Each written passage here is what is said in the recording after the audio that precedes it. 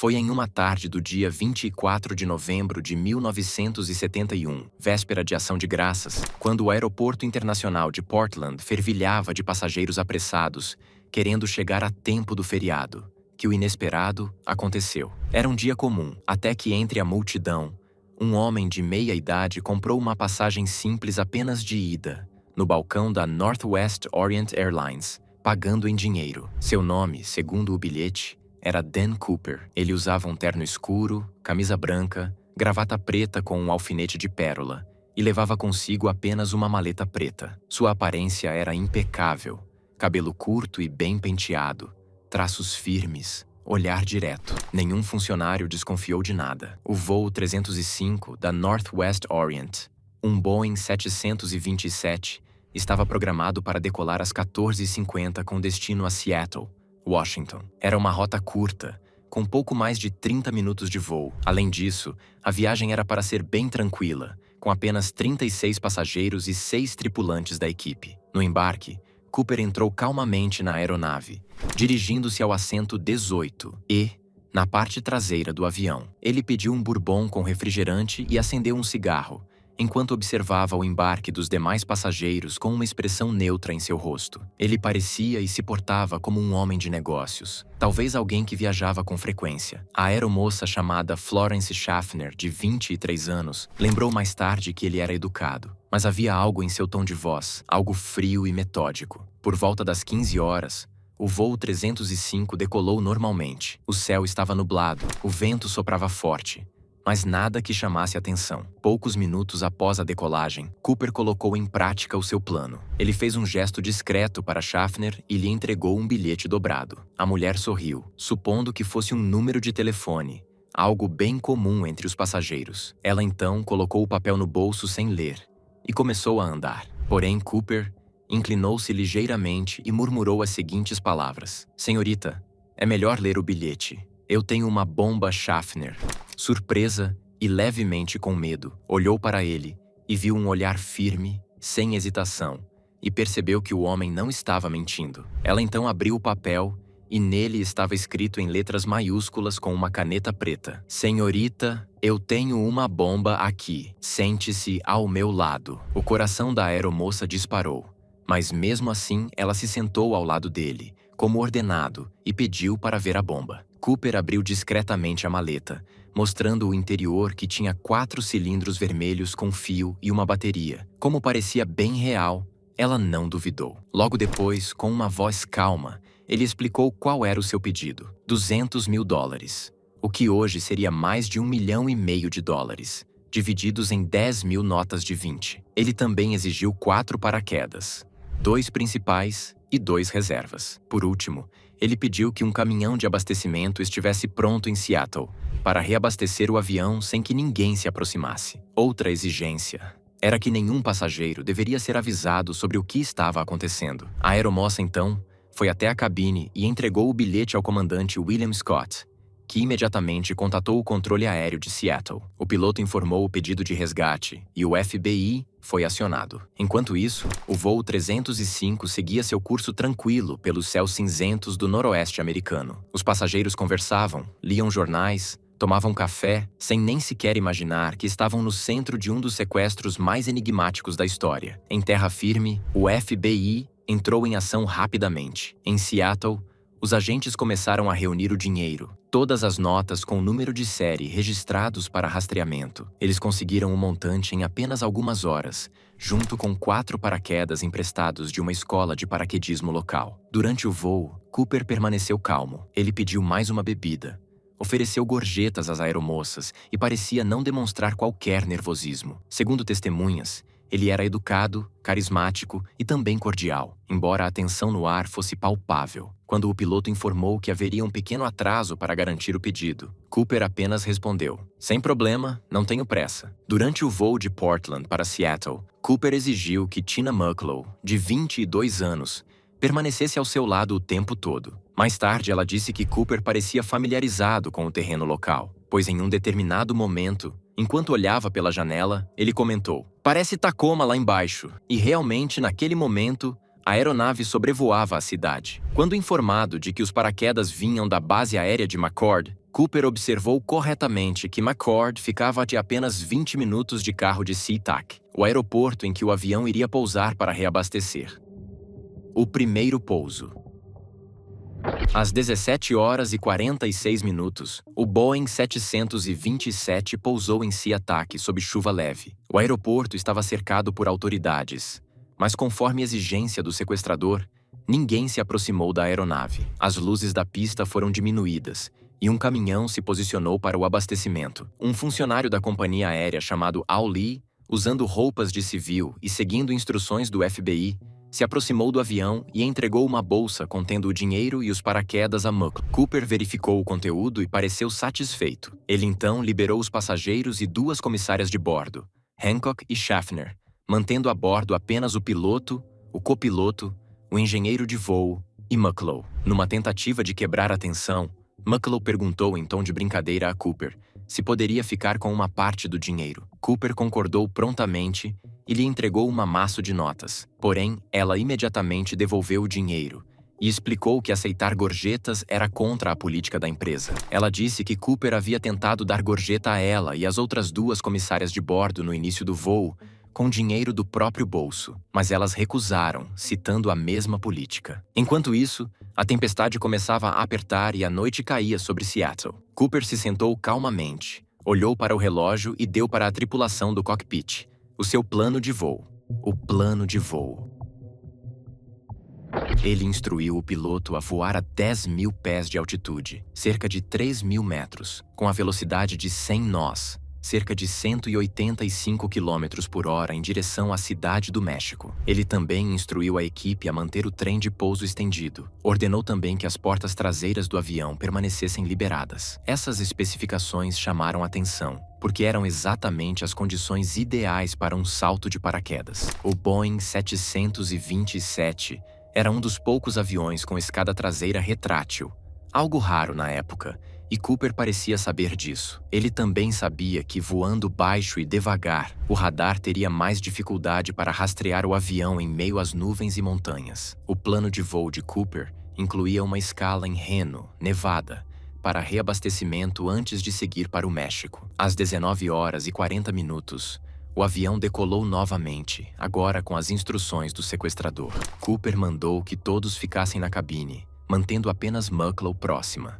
pois seria ela que iria abrir a porta traseira. Por um momento, ele pediu que ela o ajudasse a abrir a escada traseira, porém a pressão do ar era forte, o barulho ensurdecedor, e McCloud estava com muito medo de ser sugada para fora da aeronave. Cooper então resolveu que ele mesmo iria abrir. Ele primeiro amarrou algo na cintura, que possivelmente era o dinheiro dentro de um saco, e então prendeu um dos paraquedas. Às 20h13, os instrumentos da cabine registraram uma mudança brusca na pressão do ar e uma vibração forte. Esse foi o momento que o homem conhecido como D.B. Cooper saltou para a escuridão. No meio de uma tempestade sobre o sudoeste do estado de Washington, ele desapareceu para sempre, sem testemunhas, sem rastros e sem corpo. Ninguém sabia ainda, mas naquele instante, nascia uma lenda. A noite de 24 de novembro de 1971 se transformou em uma das mais caóticas da história da aviação americana. Assim que o Boeing 727 pousou em Reno, Nevada, às 23h02,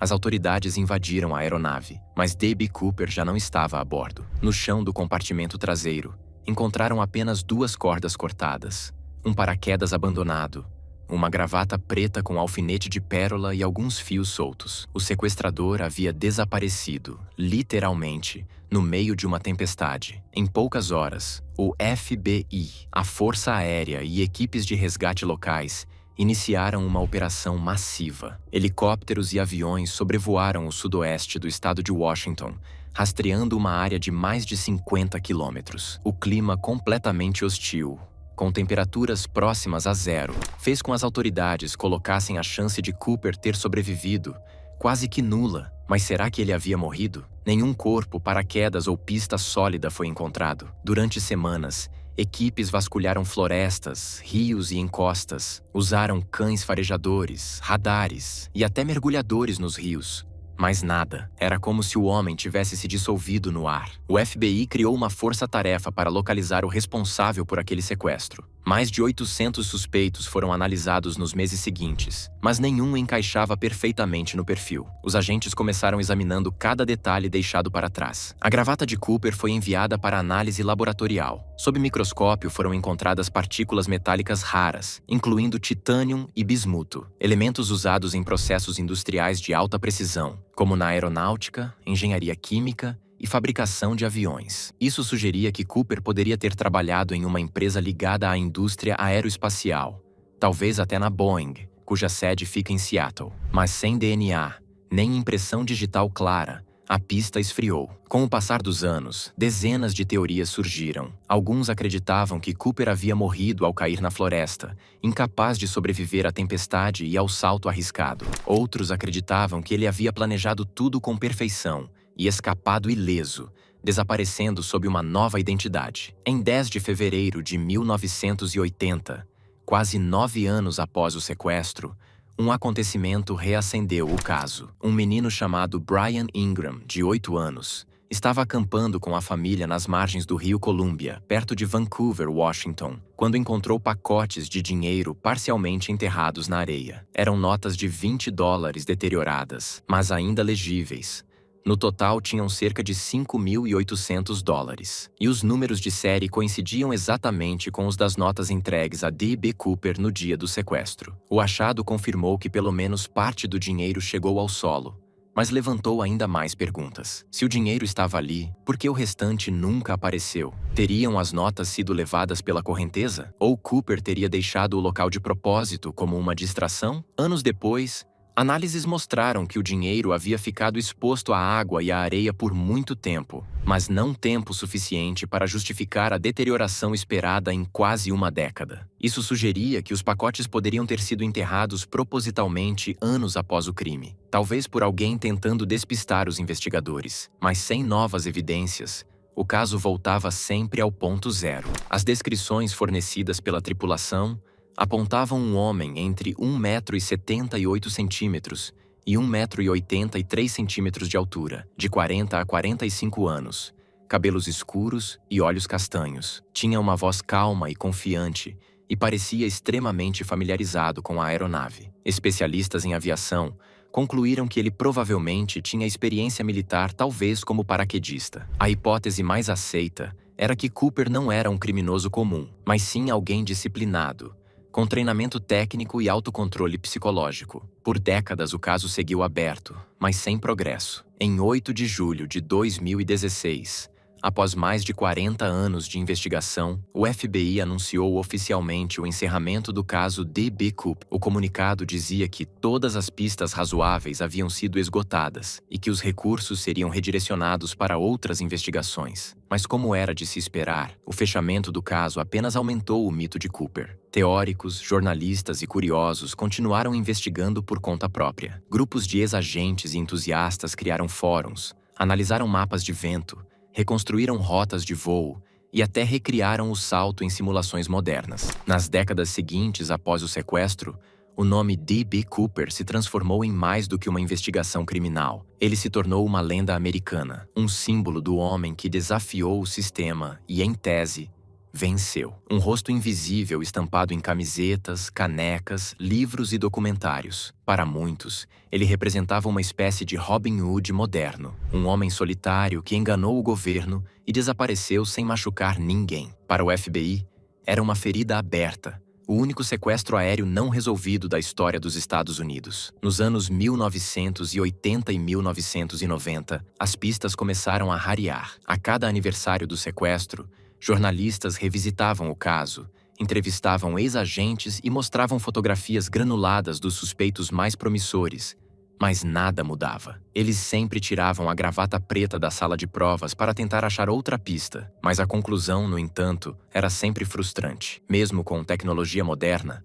não havia DNA suficiente na gravata para uma correspondência. Em todos os anos que se passaram, diversas pessoas apareciam como suspeito, porém, o mistério persistia. Um desses casos foi Duane Weber, um veterano do exército da Segunda Guerra Mundial, que cumpriu pena em pelo menos 6 prisões entre 1900 1945 e 1968 por roubo e falsificação. Ele foi apontado como suspeito por sua viúva, com base principalmente em uma confissão feita em seu leito de morte. 3 dias antes de morrer em 1995, Weber disse à esposa: "Eu sou Dan Cooper." O nome não significava nada para ela, mas meses depois, um amigo lhe contou sobre sua importância no sequestro. O FBI eliminou Weber como suspeito ativo em julho de 1998, quando suas impressões digitais não corresponderam a nenhuma das processadas no avião sequestrado. Entre 2005 e 2015, documentários e investigações independentes proliferaram. Um deles apontava para um novo suspeito, Lynn Doyle Cooper, um impressor de Oregon que, segundo sua sobrinha, havia desaparecido na mesma época do sequestro e voltado dias depois, machucado e evasivo. Ela afirmou ter ouvido, ainda criança, o tio dizer que estava envolvido num grande trabalho que ninguém jamais descobriria. O FBI investigou, mas o DNA de Doyle Cooper não coincidiu com o encontrado em vestígios da gravata. A cada nova teoria, o mito crescia, e o homem por trás dele permanecia intocado. Em julho de 2016, após 45 anos de buscas, o FBI anunciou o fim da investigação. O comunicado dizia: após análise exaustiva de todas as evidências e mais de 1000 suspeitos, o caso está encerrado. O FBI continuará recebendo novas informações relevantes, mas não investigará ativamente. Era o fim de uma era. Ao menos oficialmente. Mas para muitos investigadores independentes, o encerramento foi apenas um novo começo. Entre eles estava Tom Kay, um cientista forense que estudou as partículas encontradas na gravata. Ele acreditava que Cooper tinha ligação direta com a indústria de titânio, talvez alguém envolvido em experimentos aeroespaciais ultra-secretos nos anos 1960. Kay criou os Citizen Sleuths, um grupo de pesquisadores civis que, com microscópios, scanners e tecnologia moderna, manteve vivo o caso. Eles publicaram relatórios, recriaram as condições climáticas do salto e até analisaram mapas de corrente de ar, tentando descobrir onde Cooper poderia ter caído. Em 2018, uma nova busca foi feita ao longo do rio Columbia, onde o dinheiro havia sido encontrado décadas antes. Investigadores descobriram fragmentos adicionais de borracha e tecido, possivelmente de uma bolsa impermeável. Nenhum deles pôde ser vinculado diretamente ao caso, e muitas pessoas falaram que aquelas provas haviam sido plantadas. Porém, essa descoberta reacendeu o debate de que se Cooper tinha realmente sobrevivido ao salto, escondido parte do dinheiro e desaparecido. A teoria ganhou ainda mais força quando, em 2021, o filho de um ex-oficial do exército apresentou um paraquedas deteriorado, encontrado nos pertences do pai, que teria servido em bases aéreas próximas a Seattle na época do crime. O FBI analisou o material e confirmou que não era um dos paraquedas entregues a Cooper, mas o interesse público voltou com força total. A internet, que não existia em 1971, se tornou o novo campo de investigação. Fóruns online, grupos no Reddit e canais no YouTube passaram a analisar cada detalhe, desde a caligrafia no bilhete até a origem do bourbon que Cooper pediu no voo. Não importava a prova que era levada até o FBI, todas eram descartadas. Em 2024, outra acusação chegou. 2 irmãos se apresentaram alegando terem encontrado o paraquedas usado no sequestro, no galpão de sua mãe, e que Cooper era seu pai. Os irmãos chamados Chanté e Rick McCoy III afirmaram que seu pai, Richard McCoy Jr., foi o homem que se identificou como Dan Cooper ao embarcar naquele avião. A sugestão de que Richard McCoy possa ter sequestrado o avião da Northwest Orient Airlines não é tão absurda quanto possa parecer. Mas outra vez o FBI disse que não há evidências o suficiente para fechar o caso. Em 2025, algo inesperado aconteceu. O FBI liberou 398 páginas de documentos inéditos sobre o caso, em resposta a pedidos feitos através da Lei de Liberdade de Informação. Os arquivos continham relatórios, depoimentos e fotos nunca antes vistas. Entre elas, uma lista de centenas de suspeitos, relatórios balísticos, descrições meteorológicas e análises detalhadas da gravata. Os documentos mostraram que, durante anos, o FBI considerou vários suspeitos em segredo, incluindo um homem que havia trabalhado na Titanium Metals Corporation, uma empresa de defesa que fornecia materiais para a Boeing e para projetos militares da Guerra Fria. Nos arquivos, havia também correspondências internas entre agentes que sugeriam que Cooper poderia ter tido treinamento militar especializado, não apenas em paraquedismo, mas em saltos noturnos de baixa altitude, um tipo de operação que poucos dominavam nos anos 1970. Entre os novos nomes citados nos arquivos de 2025, um chamou a atenção da mídia. Um ex-piloto identificado apenas como Suspect K, que vivia em uma pequena cidade de Washington e, nos anos 1980, passou a usar cadeira de rodas após um acidente. Segundo relatos, ele havia sido interrogado em 1981, mas o caso foi arquivado por falta de provas. Dentro de sua casa, investigadores encontraram recortes de jornal sobre o sequestro e anotações técnicas sobre aviões Boeing. Entretanto, uma comparação de DNA feita décadas depois foi inconclusiva. Os arquivos recém-divulgados mostraram também algo curioso: a carta de um agente que, em 1973, afirmou que o verdadeiro Dan Cooper era um homem extremamente inteligente, que havia planejado cada detalhe e jamais pretendia machucar ninguém, apenas sumir. Entre as páginas liberadas, um dos documentos mais estudados em 2025 foi o relatório microscópico da gravata. Ele descrevia com precisão a presença de partículas de titânio puro, algo raríssimo de se encontrar na época, exceto em laboratórios de testes aeroespaciais. Essas partículas eram idênticas às usadas em uma instalação da Boeing em Tukwila, Washington, fechada no final dos anos 70. Alguns investigadores independentes afirmaram que isso era a prova de que Cooper trabalhava ali, talvez como engenheiro ou consultor, e que usou seu conhecimento técnico para planejar o crime perfeito. Nenhuma prova oficial confirmou isso, mas a hipótese foi a mais plausível em mais de 50 anos. Mas mesmo assim, não. A verdadeira identidade do tão famoso D.B. Cooper ainda não foi oficialmente confirmada, mesmo tendo passado mais de meio século. D.B. Cooper continua sendo o único sequestrador de avião da história dos Estados Unidos,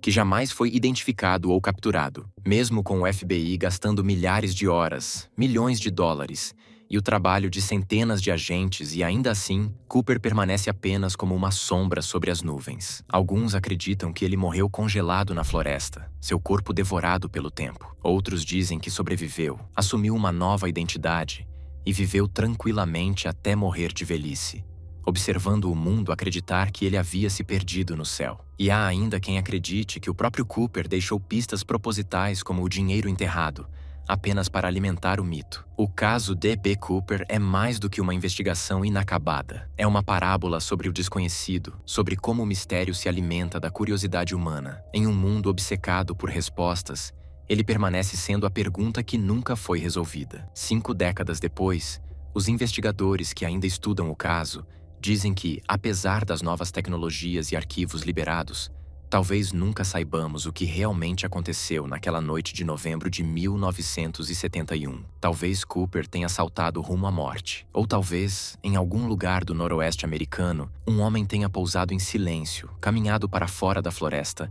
e desaparecido para sempre, com um sorriso satisfeito de quem acabou de enganar o mundo inteiro. O céu, afinal, é grande demais para conter um segredo. Se você gostou desse tipo de conteúdo, não se esqueça de deixar o seu like, para que assim nós possamos continuar trazendo mais vídeos como esse. Eu também te convido a se inscrever no canal e assistir alguns dos vídeos que estão aparecendo na sua tela. E eu vou ficando por aqui, mas não se esqueça, eu te vejo depois.